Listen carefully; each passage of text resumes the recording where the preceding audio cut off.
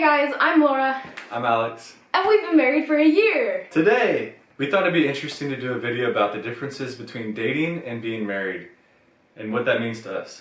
If you haven't already, feel free to hit that subscribe button and don't forget to hit the little notification bell so you don't miss any future videos.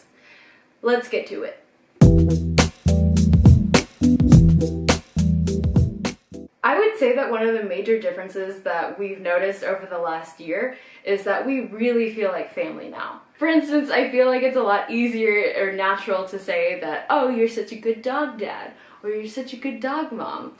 Because I feel like before we were married, using the terms like mom and dad just felt like a little too much, kind of crossing a line for some of us who might be a little nervous about the whole commitment forever thing. Yeah, for sure. So whenever we were dating and you would say something like, oh, you make such a good dad, I would just kind of look at her and be like, I don't know. Like, what are you getting at here? I think I stopped saying that pretty quickly.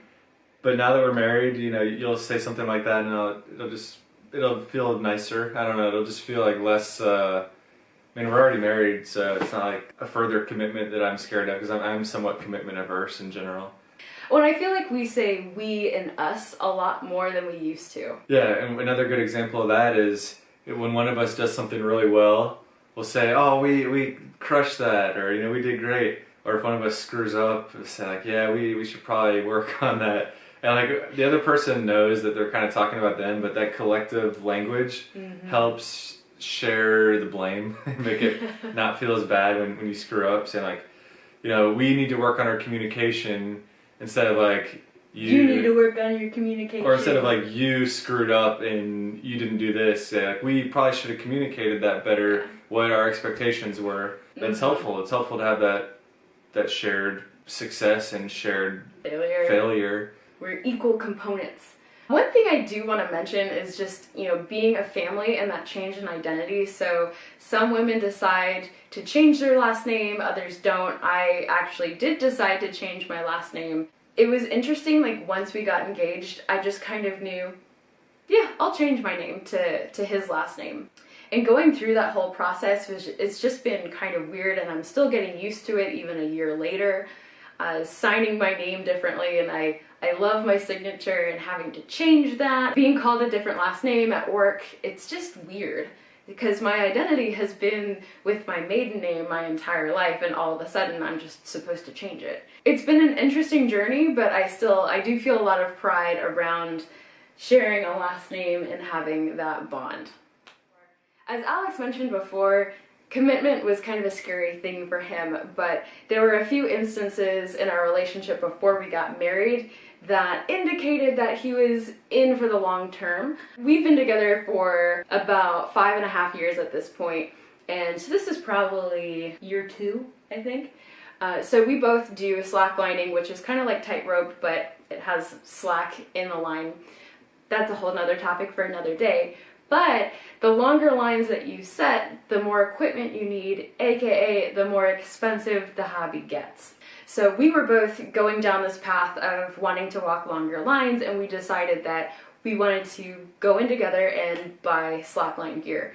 And this is when I knew, okay, he's into this for at least a while. I had high hopes. The thing about the slackline gear is it's not like if we were to split up, we could just say, oh, you take half and I'll take half.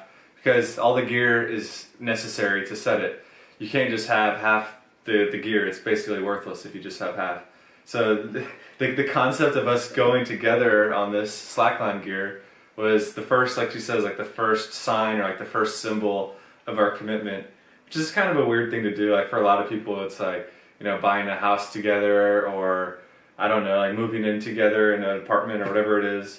But for us, that slackline gear was our first symbol of commitment. Yeah, I feel like that was our first big step, and now that we're married, we have to make big life decisions together, and all the topics that used to be kind of out of bounds, no more boundaries. We feel totally comfortable, at least I feel totally comfortable. Yeah, I mean, you do. We talk about everything from like 5 to 10 year plans to, like, you know, investment strategies to like work and career life and having kids, and, you know, like the whole kid conversation pre-marriage or like pre-engagement, I guess, would have been pretty uncomfortable for me just because I wasn't really ready to have that type of conversation. It kind of freaks me out too. So I would say another thing that's really changed is just the confidence that we both have in the commitment of marriage. So having a ring on my finger really helps me just feel more grown up and even legitimized in the workplace. A lot of people comment on how young I look, and it just helps a little bit to have that ring to let people know without saying it that, yes, I am old enough to be married.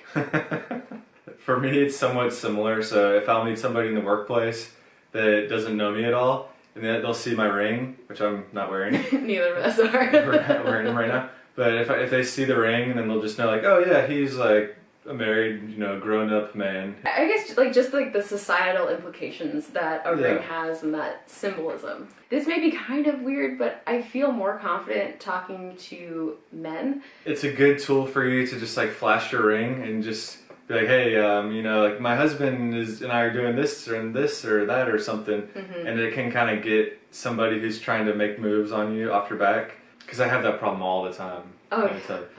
But it is kind of nice though, just to have that kind of like bonding experience. We can talk to other guys or even other women about husbands and wives, and just to be able to connect on that level. The last big difference, I would say, is there's a lot more paperwork. And there's also a lot more conversations about money. In reality, marriage is a financial agreement, and we both take finances very seriously. And thankfully, we are aligned in our strategies. I mentioned changing my name earlier, but there was so much paperwork associated with that process. I never want to do it again, so we are staying married forever because I'm not changing my name again. We've also found that it's really important to have a good understanding of where each of us are financially and making sure that we can plan long term. The first big moment when I saw this was when we decided to go in on a house together. Yep. It was a pretty big deal. I was about to go on a trip somewhere, I can't remember where, but we had to put in our deposit or the down payment for the house. So what that means is I basically transferred to her a very large sum of money. And at that point I was like, wow, yeah, this is a big financial commitment. We're getting married. Like that was the first big step where I was like, oh man, like this is real. We're buying a house together. I'm transferring you a huge amount of money for my half of the down payment. At some point you realize it doesn't really matter if she has the money or if I have the money, because we're together, it's our money. Yeah, I feel like it's a lot easier even just like on a cash basis. For instance, if I'm traveling for the week, I don't have cash, because it's always good to have cash on hand when you're traveling. Pro tip. But if for some reason I'm running low, I'll ask Alex like, hey, can I have a couple $20 bills or, whatever the amount is. And without thinking about it, he'll just give it to me. Whereas I feel like when we were dating, we didn't ever do that. There's no expectation that he has to pay me back or I have to pay him back, because it's our money. And that has taken some getting used to, but I feel like a year in, we're at the point where it feels comfortable. And in conclusion, like we just love each other more than ever now. It's like, it's our family, it's our house and our dog. And I think that's a good thing to bring up, that we have experienced our first real tragedy together. We lost two of our dogs, the two dogs that we've had throughout our relationship, and we're still going through that grieving process, and it's really difficult at times, and it feels so weird knowing that they're not here right now. So we're really thankful to have Bucket, our puppy. She's super cute and she's so good. Thank goodness she's good, because this would be a lot harder if she was just awful. Mm-hmm.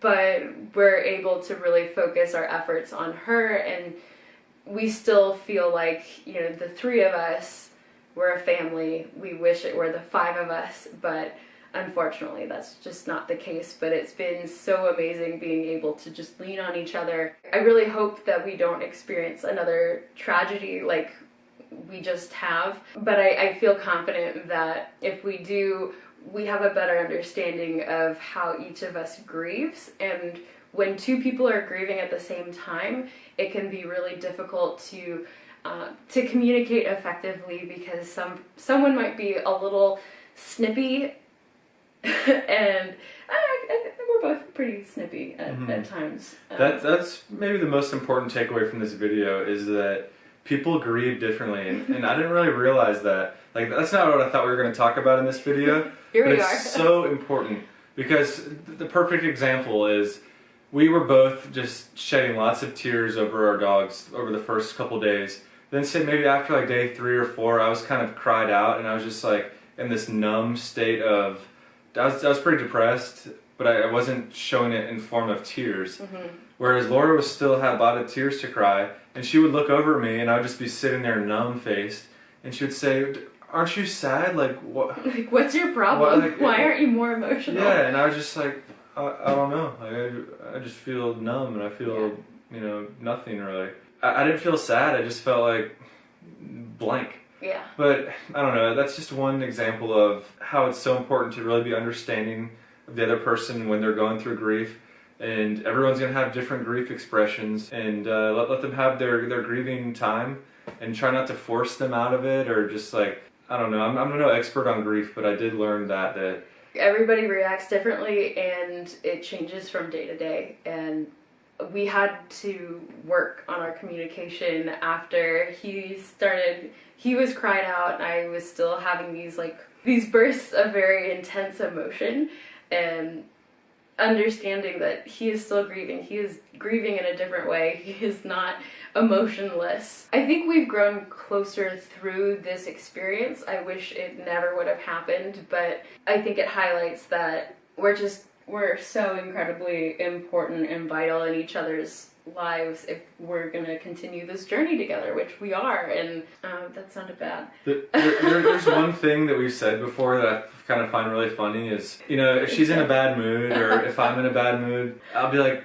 "Why are you grumpy or something?" And she'll be like, "Yeah, I'm grumpy." You say like, I don't want to be grumpy with anybody except for you." And like, I kind of thought the same thing. Like, I don't want to be mourning our loss of our dogs with anybody but you. Like, I don't want to be depressed with anybody but you. And like, when you're willing to be in that vulnerable state with somebody and they accept you in that way, something about it just feels so much more comfortable. And I feel like that acceptance and trust that we have with each other has grown exponentially since we've been married. It's like we had a little bit of that, and I'd say we had a fair amount of that as we were dating, but like the idea of marriage and like foreverness really cements that trust and acceptance. So yeah, I know you're not gonna screw me over. Not on purpose anyway. Not on purpose. I appreciate that. So on that note, we hope you enjoyed this video or found it informative. If you did, please give it a thumbs up, and don't forget to hit that subscribe button. Thanks so much for watching. Bye guys!